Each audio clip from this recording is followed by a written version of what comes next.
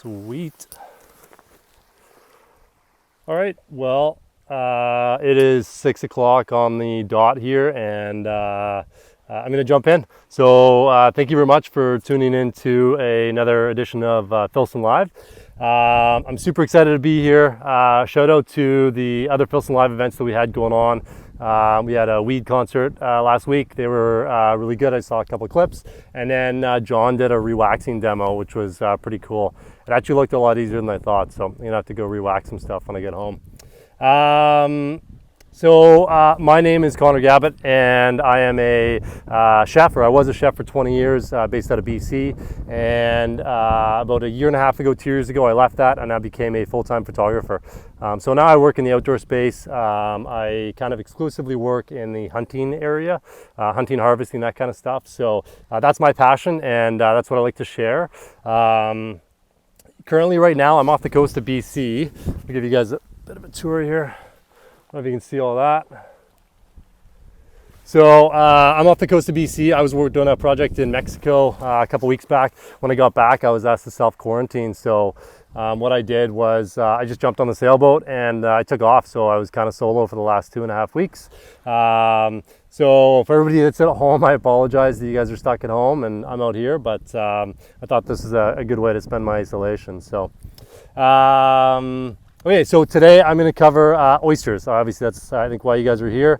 I'm going to go through basically how to find oysters, how do you harvest them, how do you clean them up, how do you serve them, different ways you can do it. And then at the end, I'm going to go through actually shucking them and how you serve a fresh oyster on the half shell.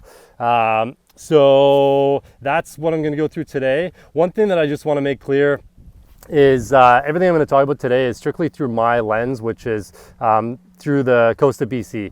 So that's where I was born and raised. That's where I spent all my time. I've never done any oyster harvesting anywhere else. I've only ever done stuff here off the coast of BC. So I'm going to tell you kind of everything I know about it, but there might be some regional differences where you guys are. So just keep that in mind as you go through this, and make sure you do your own research as well.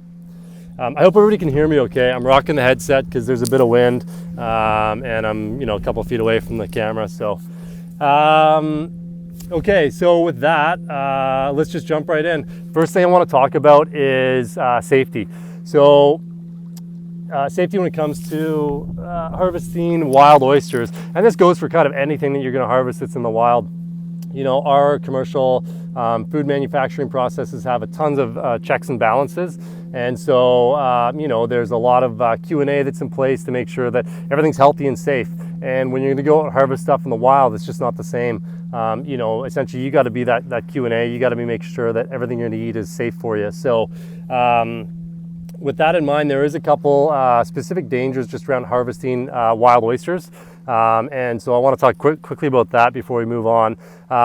When you are harvesting from the wild, and we'll talk a bit about oysters later, but essentially what an oyster does is that it's straining out all sorts of things that are found in the water. So plankton, or maybe not plankton, but algae, stuff like that, microscopic things, and that's what it lives off of. So when there's a high level of contamination in the water, that could be sewage, that could be something as simple as like a buildup of red tide. Those things will gather inside those oysters, and they can reach toxic levels. So there's 3 different specific ones in BC that I have to look out for. One of them is really bad. It's called paralytic shellfish poisoning, and that one can be quite bad. So what I do before I ever go out and harvest any oysters, you just want to go on your local health authority page or your fishing page, like the regulations, stuff like that, and check it out, because they do post whether or not the area is safe or whether they think it's contaminated, all that kind of stuff.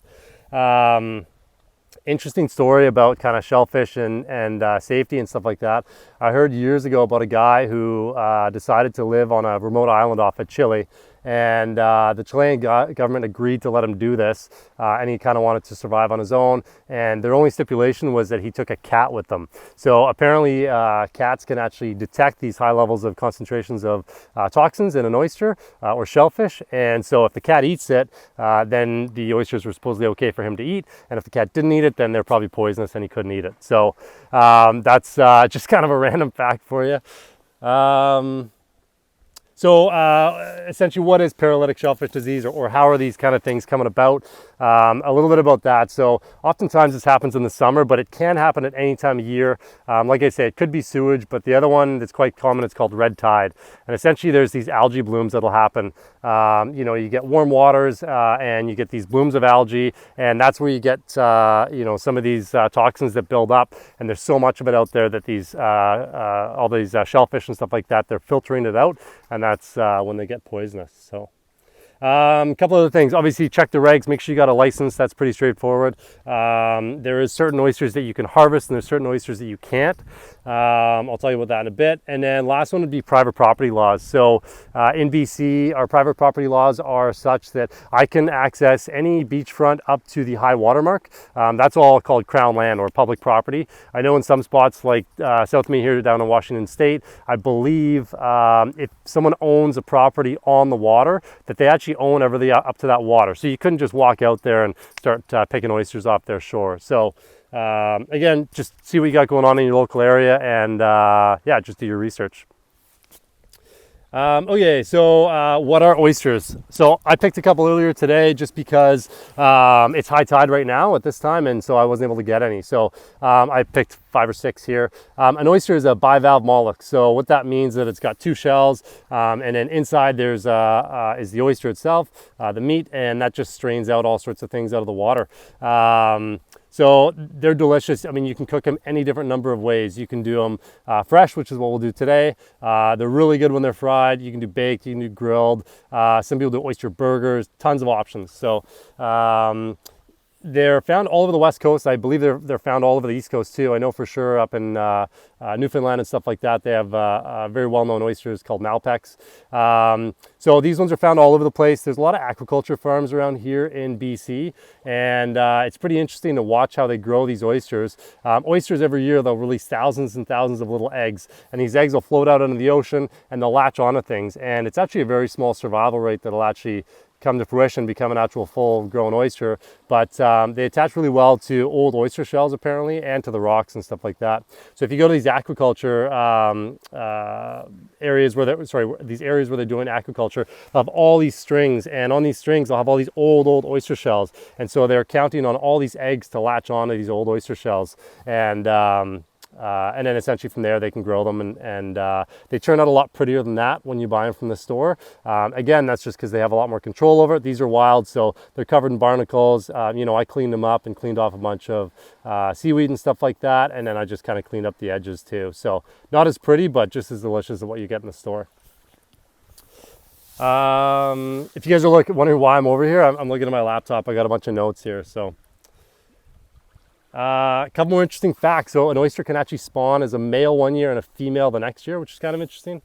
There's a couple different varieties of oysters on the West Coast where I am. There's a Pacific oyster, and then there's a Olympia oyster. So the Olympia oyster is getting pushed out by the Pacific oyster, and so you're not allowed to harvest them anywhere where I am right now. And this is a Pacific oyster. Again, do your research, figure out what kind of oysters you're going after. Super important. So let's talk about where to find oysters just before the sun goes behind these trees. So I'll take you on a little walkabout here. I am currently, like I said, I'm off the coast of BC, and this is where I came and harvested some oysters earlier today.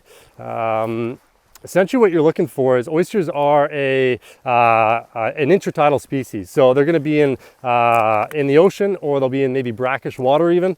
And they're going to be in an area where at low tide they're exposed, but at high tide they're going to be covered by water. So that's why you got to be out here during low tide to come get them. Someone just asked if oysters can get COVID. No, I don't think they can. Okay, so I don't know if you can see the spot where I am right here. So it's a super small little bay, and there's a kind of a clam bed in the middle there, so it's nice and flat and sandy. But I'm standing on a rock right here, and the rock kind of goes down in the ocean a little bit. And where I find these oysters is right along here on those rocks. So again, spots where they're exposed at low tide. And here's what I really like about this spot. Back behind me there, that's the Strait of Juan de Fuca. And so what that means is that I've got a ton of fresh water coming in here all the time.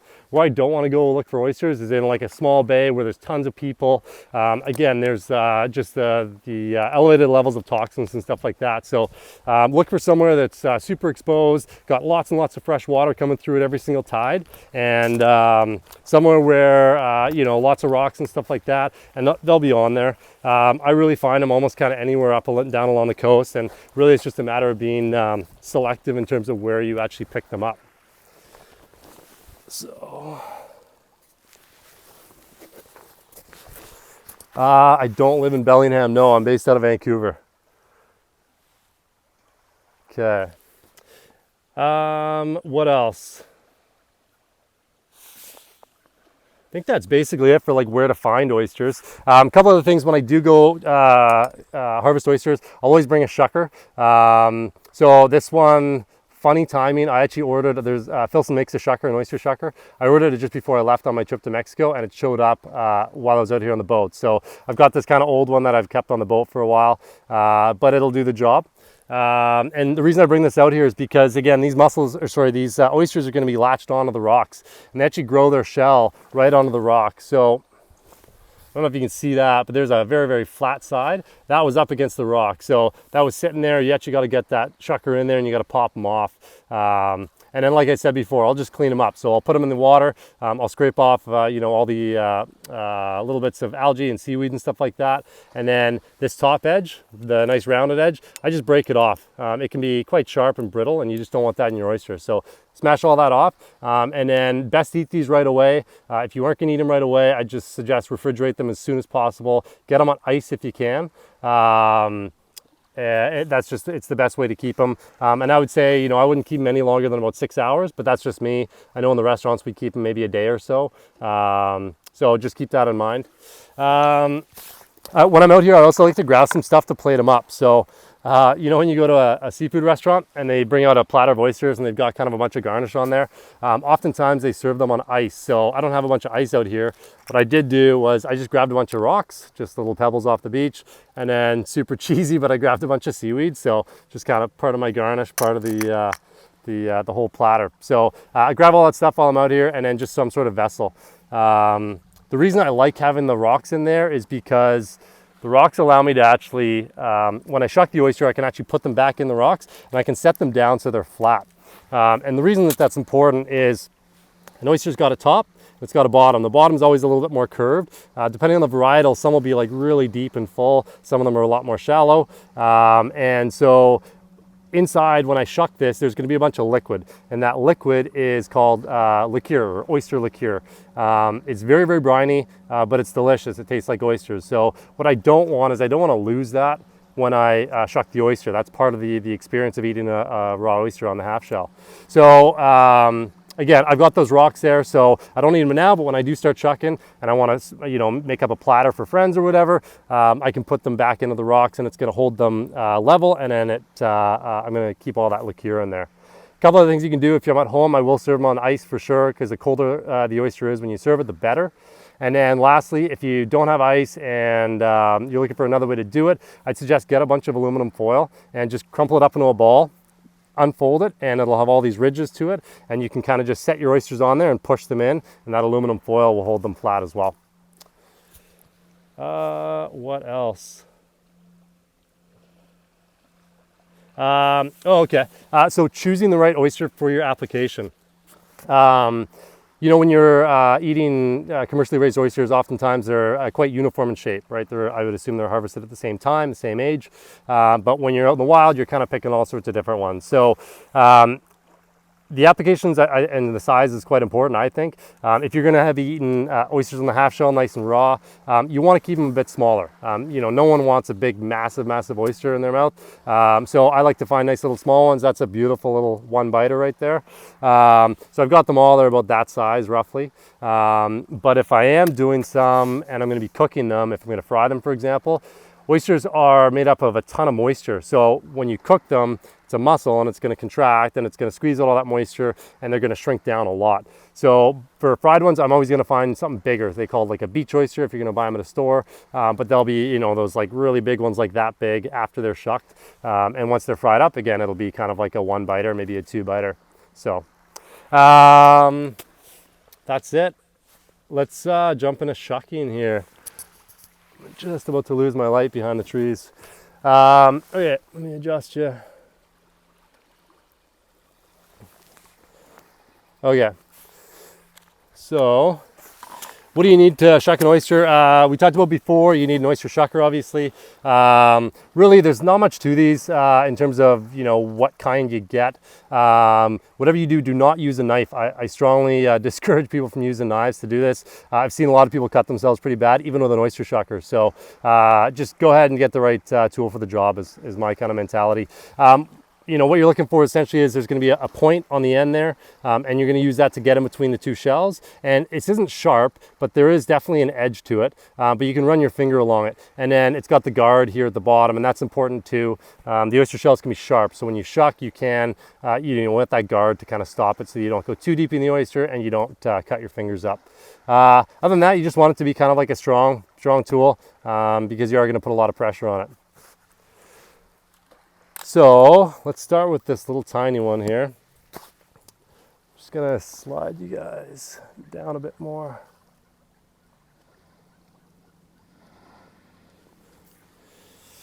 Okay, so when we talk about an oyster, there's a top and a bottom. So the bottom in this one you can see is down here. It's nice and deep, and then it's a lot flatter on the top. And then the other thing to look for is you can see up here, this is nice and rounded, and then it kind of comes to a bit of a point at the bottom or a bit of a tip. So that's where the hinge is on an oyster. Okay, and that's important because that's where we're going to enter the oyster. If you go in from this side, the shell can be quite brittle. The shell actually grows from the back. So this is your thickest part of the oyster shell. That's where you want to go in. If you go in from the other side, you're just going to shatter it. You're going to have oyster shell all over inside. So, all right. The other thing you're going to need when you're shucking is a cloth. So this is going to get dirty, so don't use a nice cloth. My mom is watching. I totally stole this from the cabin. Sorry, Mom. Okay, so I've got my cloth. I just like to fold it a couple times. So I've got a long piece like that. I'm gonna fold it over again. So now, you know, I've got like 4 inches by whatever, a foot or something like that.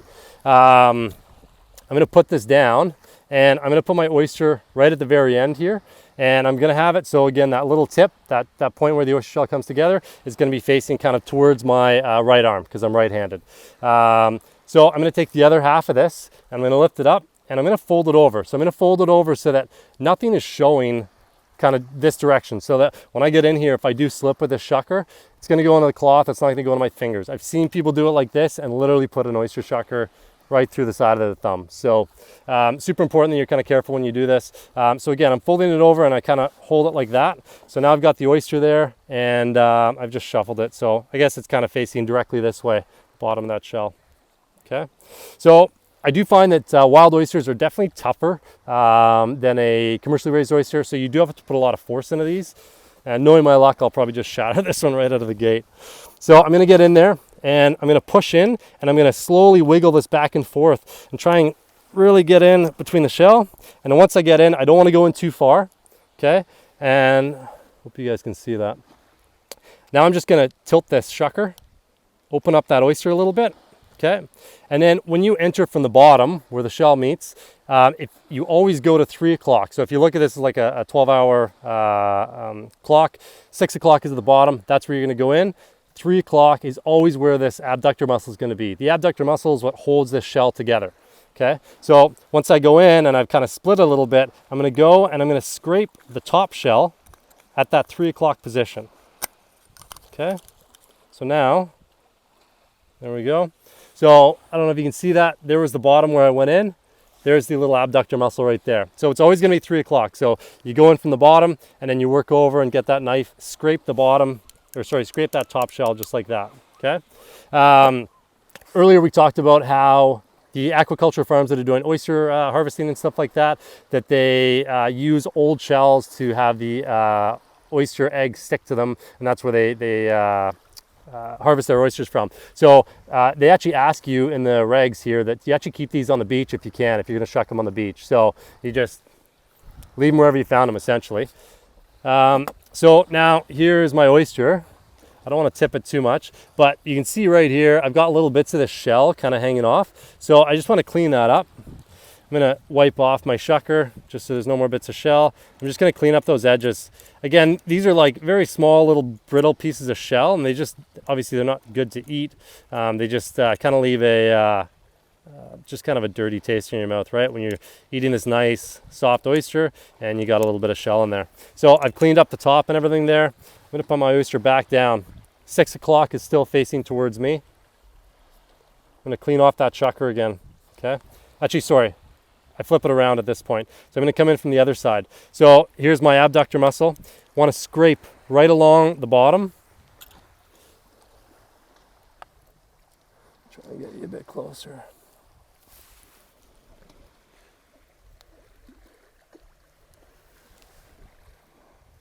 All right. So right there's that abductor muscle. I'm just going to scrape that shucker right along there, and I want to cut that oyster off. That's the only thing that's holding it on there. Okay, so once that's loose, they are just kind of like suctioned onto the shell a little bit, so I'm just going to press it down all over, and I'm just going to make sure that that oyster is totally loose. Once it is, one more trick, I'm just going to flip it over. It's just much better presentation on the other side. So I'm going to go in underneath the oyster, and one motion, I'm just going to flip it over. Okay, and then there's a bit of shell. Just scrape that off. There we go. So that to me is a nicely shucked oyster. You haven't pierced it. You really don't want to pierce it at all. All the shell has been removed off the side. You flip it over, much better presentation on that side, and that one's ready to eat.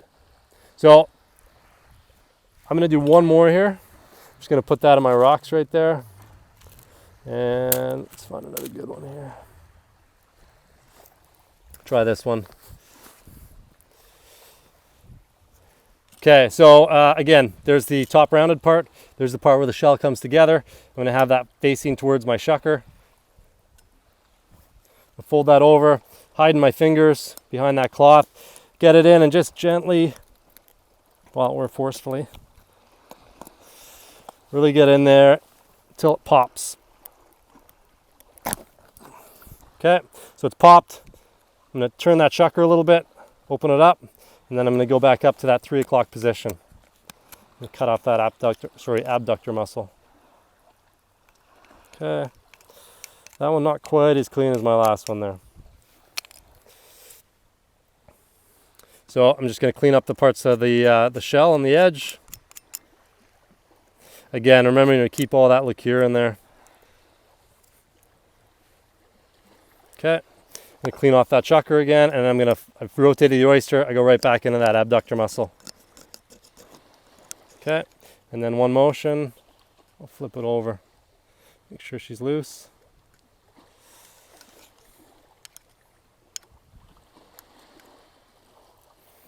See, this one I broke the shell a little bit on the back side.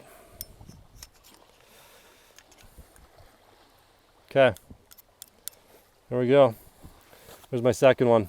Not quite as pretty as the first, but it'll do. Okay, so I'm going to put this aside. So how do you eat an oyster?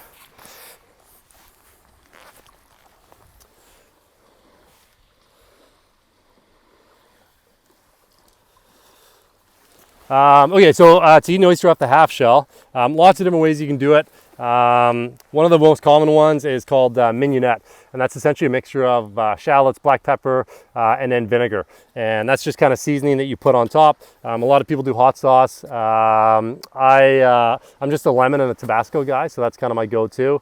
And I would say if you're going to pair this, a World Championship oyster shucker came out to a restaurant I was working at years ago, and he introduced me to vodka and oysters, and it was absolutely fantastic. One of my go-tos. So get 1 ounce of really good quality vodka, put it on ice, and then just get, half dozen oysters, a dozen oysters kind of thing. What you're going to do is you're going to eat the oyster, you keep it in your mouth, all the liqueur and everything like that, and then you take your glass of vodka, take a sip, and you eat it all at the same time. And there's a combination, this mix of this like super briny, salty, you know, oyster that tastes like the sea, and it's mixed with a super ice cold top shelf vodka. It is fantastic. So that's kind of my preferred way to do it. I didn't bring any out here though. I'm an idiot. So what I've got is I've got my lemon. I'm just gonna squeeze that on there. So I got my lemon, and then I've got Tabasco here as well. You can eat these just straight up. They're fantastic. Again, just kind of tastes like the sea. So a little dab there. And I always like to serve oysters with a spoon, or just have the shucker handy. What happens is as soon as you shuck them and free them up and flip them over, quite often they'll kind of stick to that shell again quite quickly, just kind of suction on. So I like to have a shucker or something, you know, whatever, a spoon, just so that when I am gonna slurp it back, you can kind of just loosen it up, make sure that oyster is ready to go, and you can kind of just throw it back in your mouth. So that's basically how you eat an oyster, just like that. Oh, excuse me. It's really, really good. Spicy, citrusy, lemony, and then just super briny, delicious. So I don't know if anybody has any questions about oyster shucking or anything like that, but if you do, throw it up. I'll see if I can answer here while I'm wrapping up.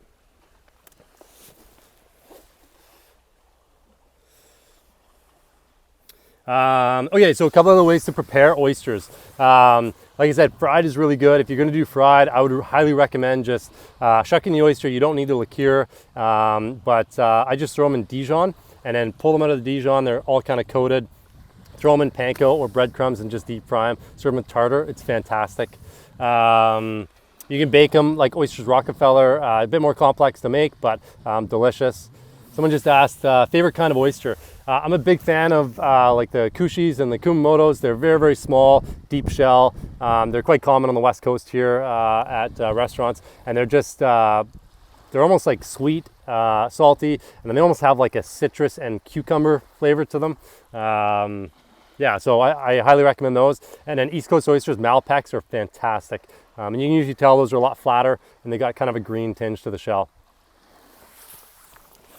What else? I've also grilled them too. So you can just grill them with garlic butter, throw it right in the shell. It kind of bubbles away and simmers in the garlic butter right in the shell.